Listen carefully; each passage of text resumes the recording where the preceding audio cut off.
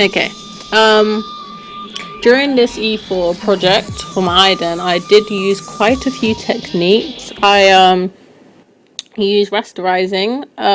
Basically, I would create my assets in Illustrator because it's easy to draw in there, and then I would convert like the image, the like vector image, into pixels onto Photoshop. So I was like converting the image into Photoshop because it would come out as a clearer picture and it would just look sharper and neater.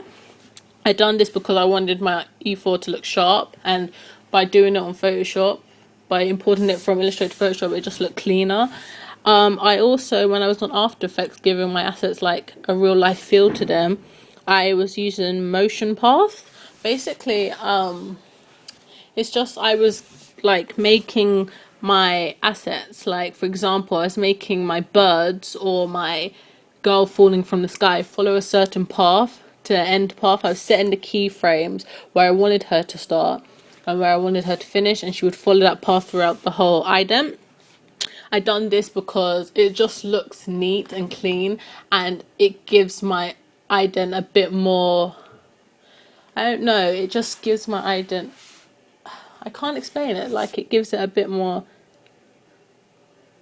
status to it if you think about it, because I've just it looks professional how I've done it by using the motion paths. And like another techniques I would be using is like everyone would use them is the layers.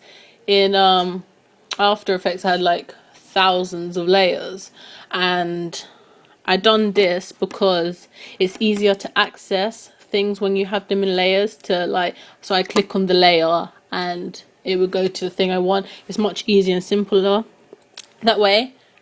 Also, I use mats. Basically, for my background on my E4 ident, I got two different images and I combined them together on Photoshop, and then I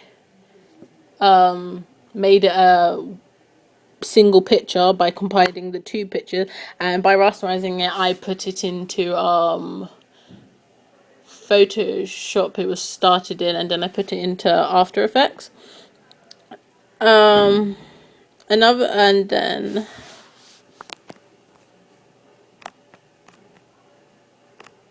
when it came down to my workflow, I didn't exactly stick to my production blog.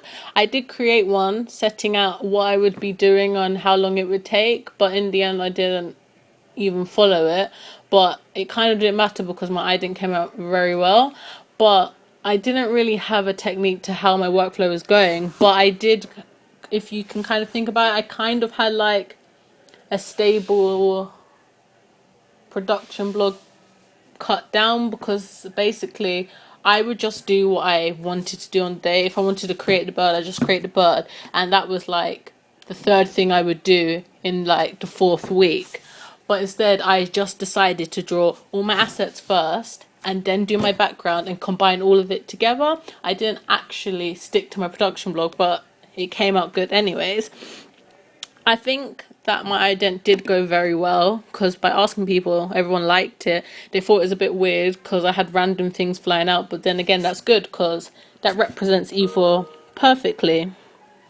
It meets the audience because E4 is all about crazy, quirky, funny, weird. My ident suits that perfectly. It has everything the audience wants, and it meets the brand perfectly because the brand is just out of this world crazy, and my ident just represents that so well. You've got random things you wouldn't see every day, like girls falling from the sky, birds being thrown around by hands. I have a huge purple hand in there, and the balloons are just flying everywhere. It's just different, it's unique, it's quirky, and that would really appeal to the audience because that's something they want to see. Because if they like E4, that's what they're in for. They're in for quirky, funny, and I just think my ident fits the E4 brand so perfectly. And also, I've used the E4 colors, so it's clearly stating and showing that I'm dedicated to putting everything into the brand.